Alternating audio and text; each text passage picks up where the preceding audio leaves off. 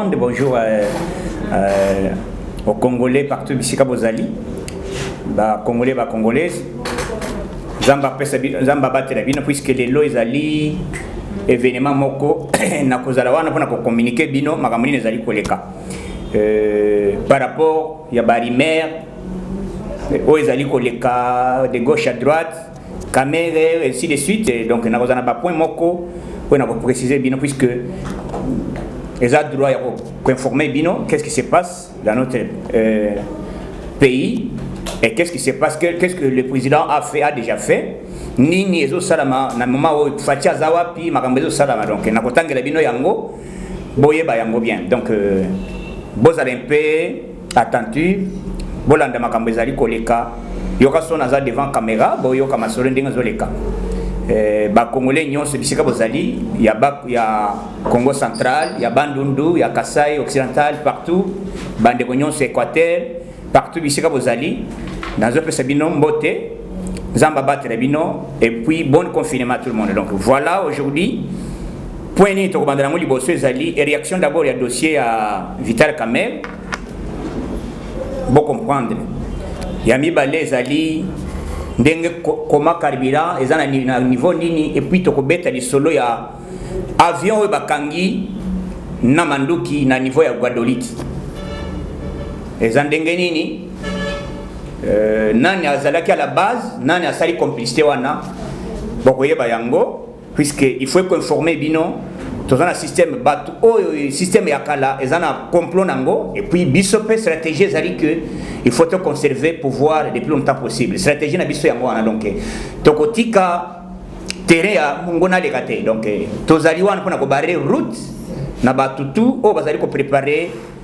que makambo ya président a échoué. Premier point na likambo ya aéroport. C'est là depuis ba yebse biso aéroport rezo salama et salama raté. Misala ça fait longtemps donc ba bimisa biloko chinois donc misala salama raté. Mais président Koti a pesi ordre na moto zoloba ba kotimbula aéroport et katisa nzela na biso. Les katisa boulevard donc zele vous allez aéroport na ndenge ba aéroport mususu ezali libanda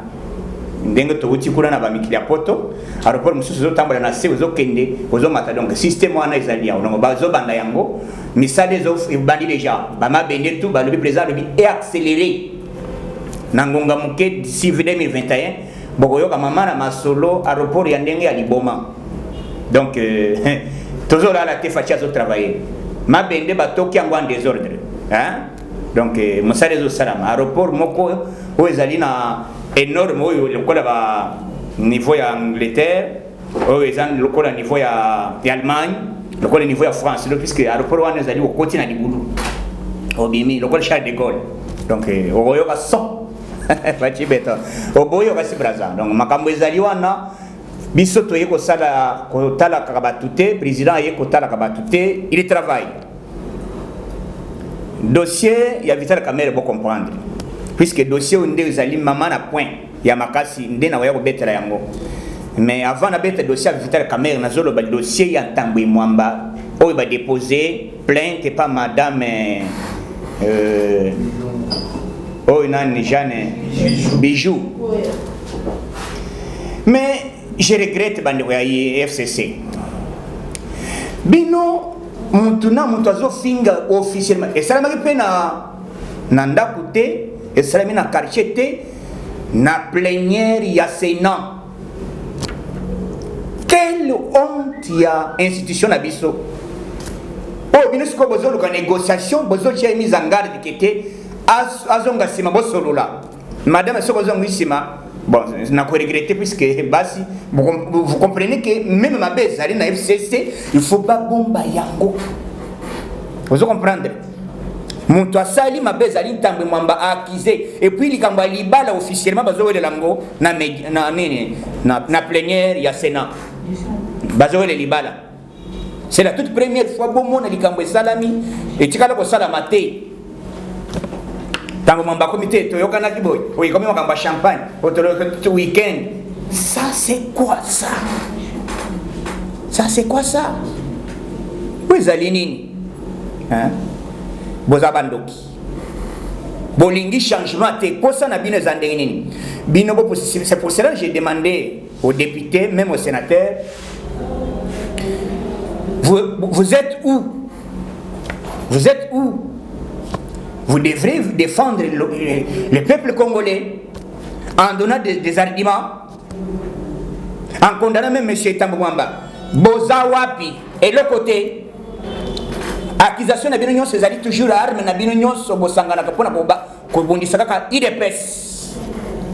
soki bomona acte wana ezalaki Jean-Marc Kabon mbele nyonso tina basi bakufa na bana na boy kutu bayeba ka politique ti il faut bakota na terrain babanda ko sala débat ya politique mais débat où salami basali honte na assemblée na Sénat ni na MRC ni na FCS ni na Lamuka député même ba Steve Kivat même ba Jacques Mamba même ba onani ba tunyoso silence radio complot ya bino vraiment mais bokolonga te biso beto kotika te puisque bino bozaki na langage moko te mulu ba ko pouvoir te na tuna bino verset biblique nini epekisa mulu ba za pouvoir te batanga mona apocalypse to na Genèse rien du tout toujours mutema ya haine création ya ide pesa na ibisa bino ezali na ba province nyos ezali na 4 langues ezali na Bankema Liaou ezaki na Bakinyo tonne oya bandu ndazalaki ya Equateur azalaki ya nini Kibasa kuna na nini na Katanga azalaki Ser Muluba silang na mwen kombata moko a Ibsibino il est ce n'est pas ezali yoko ya prendre mpona baloba te mais quand même Muluba moko a telemi déterminé comme un seul homme a keiti na suka omoni lelo pouvoir to arachango na minu ya Lyon nzamba apesi biso 4 langues akele biso ba congolais apesi biso ke tekboka bwana Muluba Mokongo Muswahili Mungala mabele na biso yango Congo mais bino bosataka toujours dossier baluba tribalisme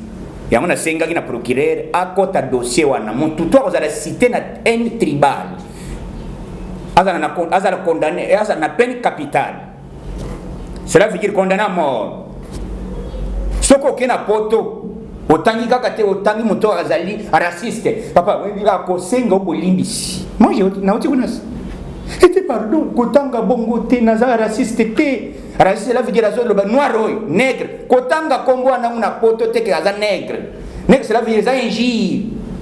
ya loposo mais bongo biso na Congo iloko ni tozo wedele voilà aujourd'hui toza niveau ni tala ba congolais o balinga changement te bazawa biso ki réellement bolingi changement il faut boire attaquer kutu ntambo ba foka bazawa hein ba ONG il faut que tu bamatis sa dose pour que ta mambaza l'arrêter vraiment monsieur merci beaucoup toyebi plan na bino zali kobondisaka seule personne Fachi azala empêché na 2023 abimate lokolo boéchoué boyina complot sikoyo bobandi malembe o toke kufunda j'encourage d'abord mokuna avec mokuna boyangi na plan na ekete akayeko violer mokuna lobi boye soki moi ça préparer na makanisi na eka zo ya kozwa ngai mutu ke tutaye moi ça bon mutu ke tutaye donc na yebite mokuna et puis bon la relation na zo ça na motoka hein vraiment c'est quelle honte bon préparer un bon ici bon kayeko chako déposer plainte bon moni ke tibeshwe na plan na bino plan ezali mon tuto azali kwa c'est pour cela na lingina beta lisolo toyeba identité Montu yo seza katata ba ozali mko akalonji ozali nani village na bine za tel dossier ya nani ya muzele na Desire Kabila ifoto yeba yango nani ya bomae na boya wana puisque dossier zali kitoko na lengi donc lelo mama na masolo puisque il faut na répondre na kozala wana batutu bazolanda ngai bayeba déjà que to bandili to lelo te et puis na kolemba lelo te puisque o attaquer ngai o sala nini o kosala nga rien na opposition to bunda peut tous aller na pouvoir mais tous en calcul il faut conserver le pouvoir le plus longtemps possible malgré ba querelle vous avez mené biso na IDPS to yebi plan na bino e banda le loté e banda na secrétaire d'abord e banda na nani Masamba ezalaki na nani Berichika ezalaki na nani Mutanda e banda ezalaki pa Mavungu donc batanda son e banda kala même ba Jacquemin et banda ezala ote tendance soit mais objectif na biso ezali que ton objectif est depuis ces années cause au pouvoir pour conserver yango le plus longtemps possible c'est pour cela mais ba o ya IDPS ba o ya ba Tshisekedi il y a vrai biso tozawana nalia te je parle hein nazawana to banda ya molelo te biso to telema kabila banga zo le kawa yebi ayoka son po yo zo banda peut-être le la muki o bandi guerre mais biso to banda guerre erini to wole mbate donc tozawana tozali wana sima ya Fachi Beton na ko informer bino dossier ya John Tumba boyo kana batu ya INC ministre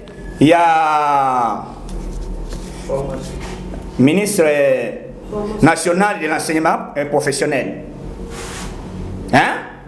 ba pesiye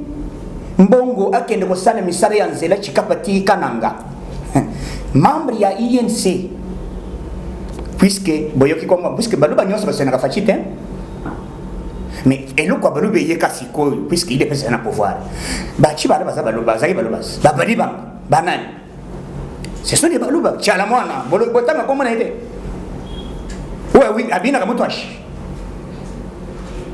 kuna botanga kanini te mais lelo boyoka mutu ba pese responsabilité akende asale misala na Kasai na Kananga objectif na bango ezali nini kwetufe 100 jours ya président ezo échec pour bango ba na campagne na bango mususu après babanda siko 2023 kete o asala ko kite boy banani bazobundisa biso Vitale Kamere waka ningi Kamere Vitale ka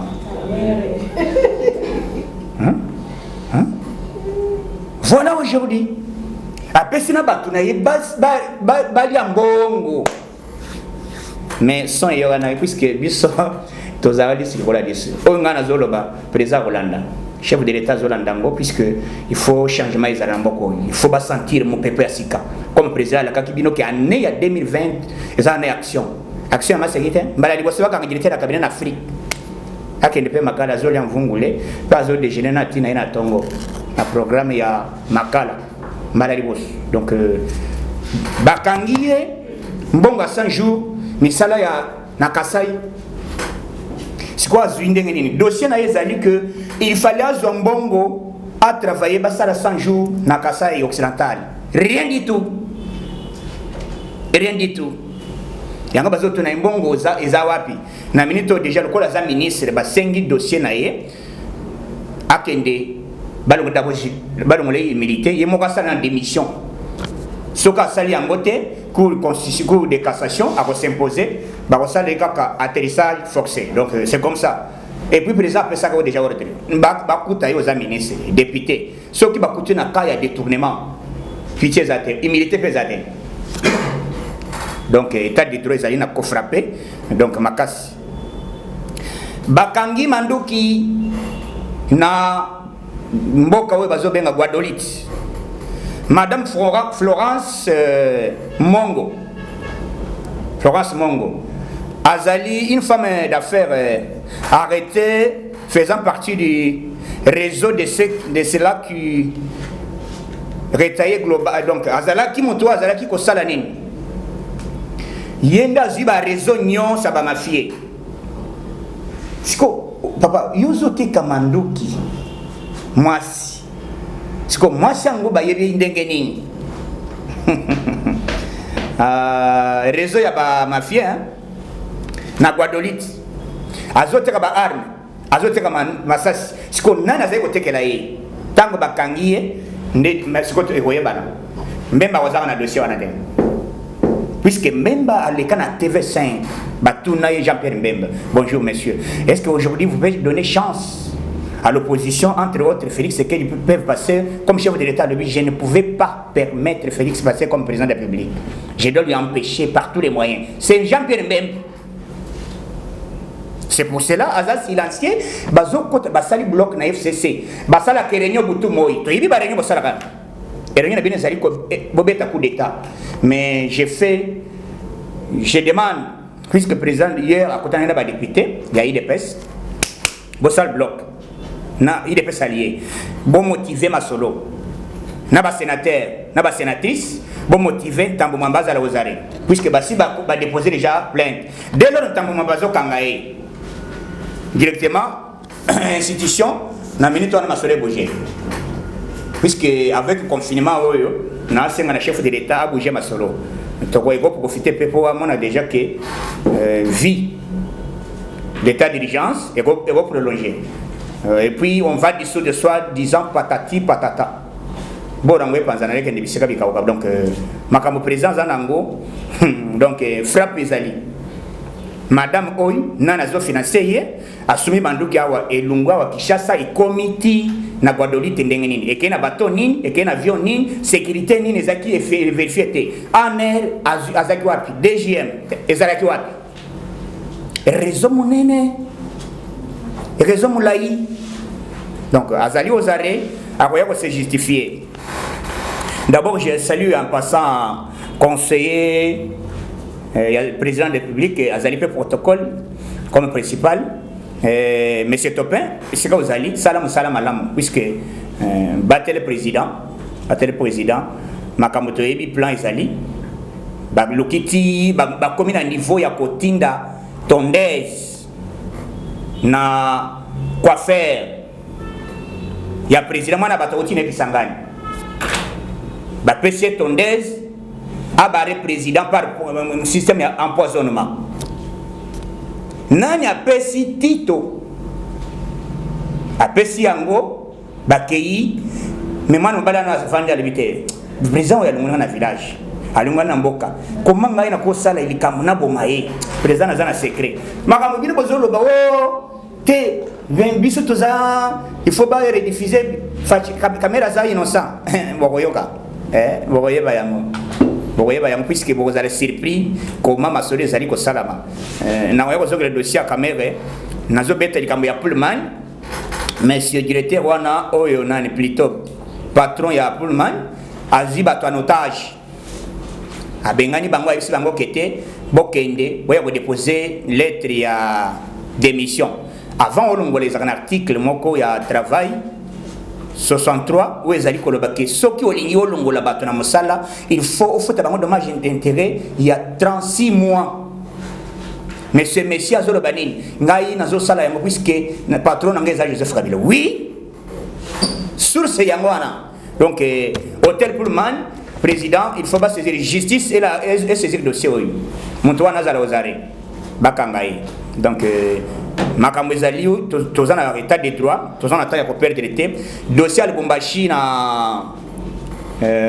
quartier bazo benga golf na yoki bazo ba mai ezali te nini te régime des président de chef de l'état à lobby na moi oyo na ba moi tout o ezali ya déclaré comme état d'urgence il faut partout botika mai na courant ezala ofele pendant 3 mois. Mais yo régime des eaux de l'abattement yo comme privé banga surtout na Lubumbashi makambo sala makuna na golf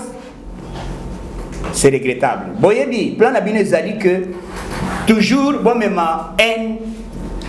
contre président na niveau Katanga donc Katanga ezana masolo moko sala ma terrible toza courant makambo nyonso to senga na régime des eaux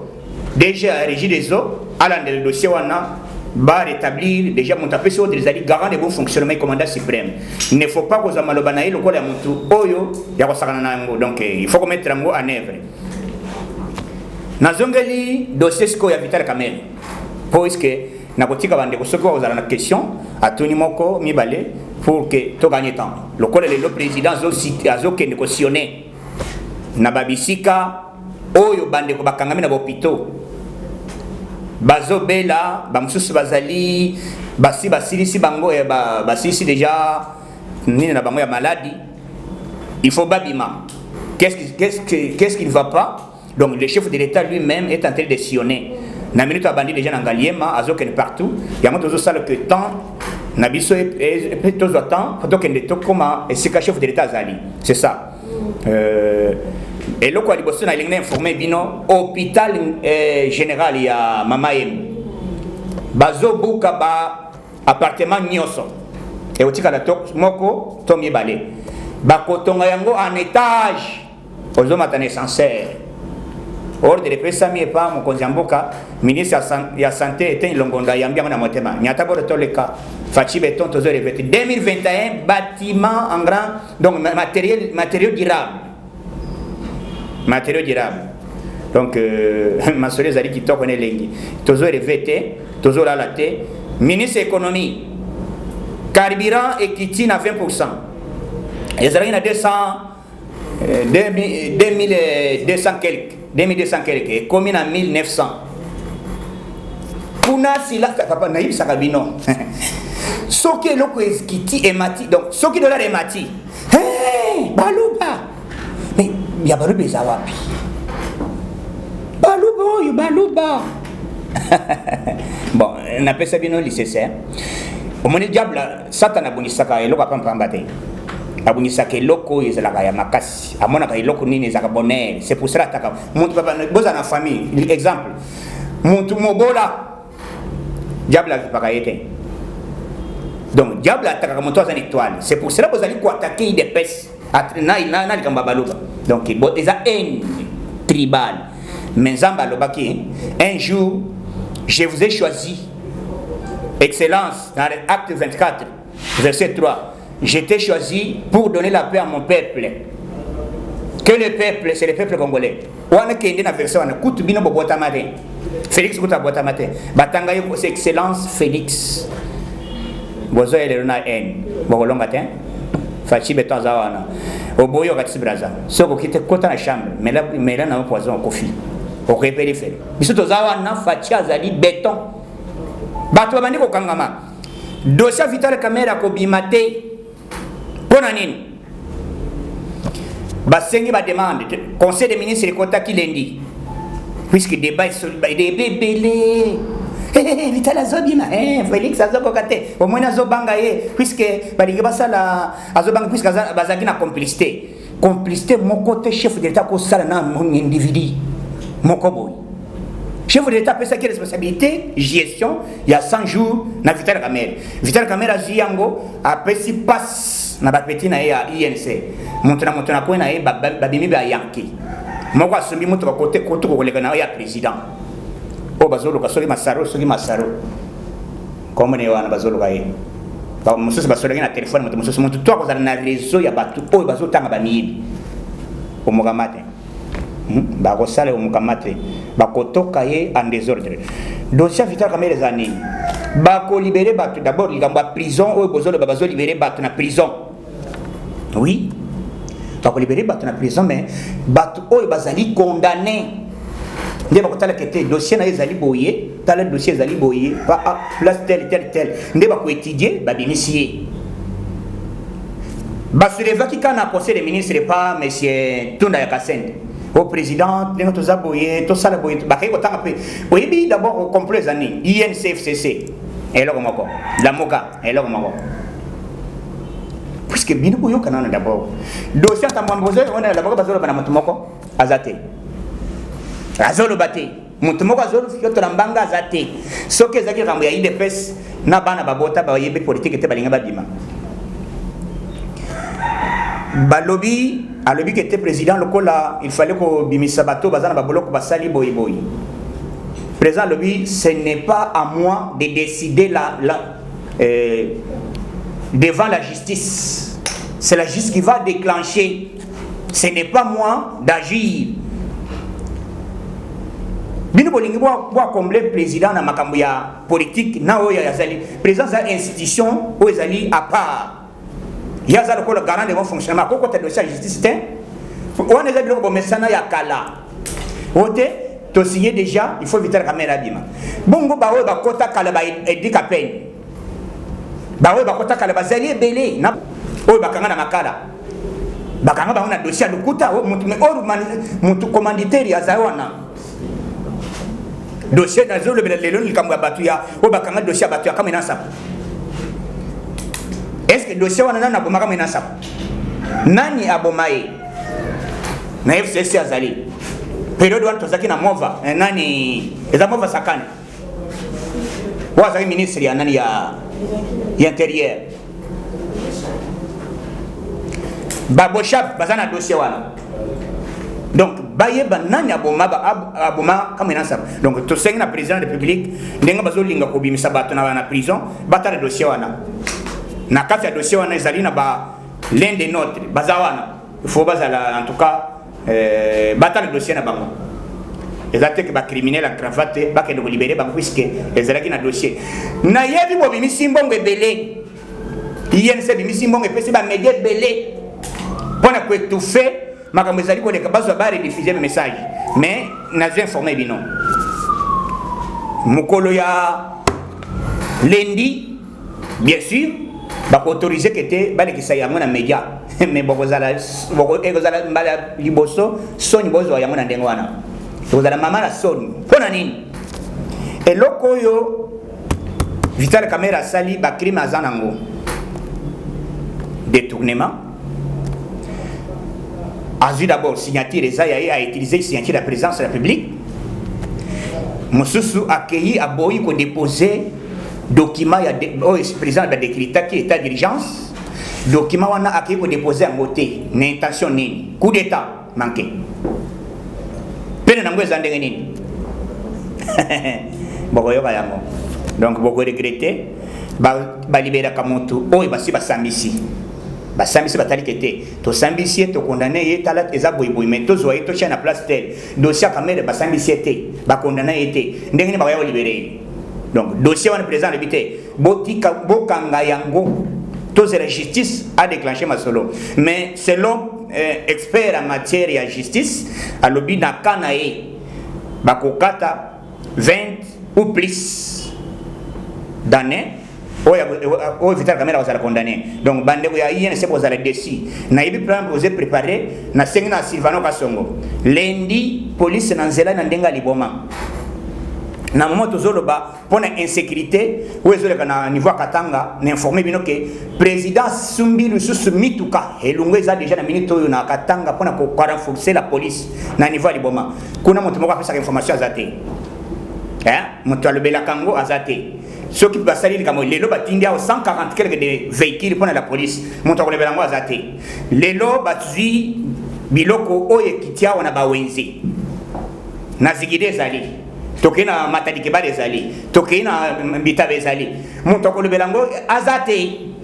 bino kaka benjir tout moment benjir. Donc on ne peut pas vous suivre tokolanda binote donc makambo tozona ngo lelo ezali que Fachi Beton azo travailler population ici ka bozali président lobby état de droit botika justice à la indépendant. À l'époque justice à libosé zalaki kabira banga badako tiamu na achaki na poche na ye alobio izolo baboy o asala boy et puis tout na kasende ba ko interpeller sur quelle audace il y a bimisa motion na conseil des ministres pour ba libérer Vital Kamerhe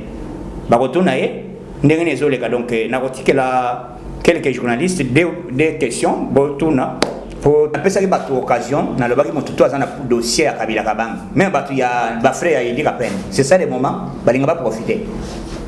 bande ba Edika Peine balinga ba saisir justice bafunda kete biso ndeko na biso za innocent au moins jusque là na nsima Edika Peine moto moko bimagazate au moins soki moto abimide mais sauf dossier ezali que soki bazobimisa bato na boloko Edika Peine aux analystes aux libanda. Donc puisque bato na minute oyo bako libérer sauf soki bako libérer bato nyonso sauf Kamerhe. Mais nous avons vu comment ça a été sorti le Kamerhe azali bo innocent na basambisi été. Mais nous avons vu ça ba libérer ka moto ba dioki dossier na ye puisque bato bazo s'inquiéter na libanais oyo akei ko sala d'orage na ezali très avancé mais aza malade batali balobite santé na moto ya ofena boloko balobate o Félix akomi ko mabato bakotanga be ministre te bakomana ka président. C'est pour cela ministre santé pesa ki alobite batali malade et mati balobite bakende ko renforcer na batonga mais Vital Kamerhe zo berate Vital Kamerhe zo berate sauf Jean-Marie Kassam azi image azi montage achena télé 50 alobi Vital Kamerhe zo berate. C'est pour cela nazo senga ke bato bazo image wana ezali ya joueur wazo berate basketteur plutôt wazo berate aux États-Unis mais bozi image bozi moto bolongoli joueur basketteur a apporté plainte na télé 50 bazi image na ye ba rediffuser na ndenge ya liboma. Cela veut dire bazo fingi sa image ya biso ba congolais. Jean-Marie Kassam akozala interpellé na dossier wana likambo asali bakei na hôpital bakei na ambulance te Vital Kamerhe azobele tango bateste Vital Kamerhe bateste test place malade ezalaka libende ezoningana te bakleki batali balobiti mais bakei ko constater que te Vital Kamerhe ayilaki biloko atondaki ezalaki nde constipation donc baki soki moto azali ya IDPS bien sûr tozana dossier bien sûr tozana makelele na kati na biso bien sûr batuto baza santé mais jamais na koya kotanda makambo ya secrétaire général Augustin na média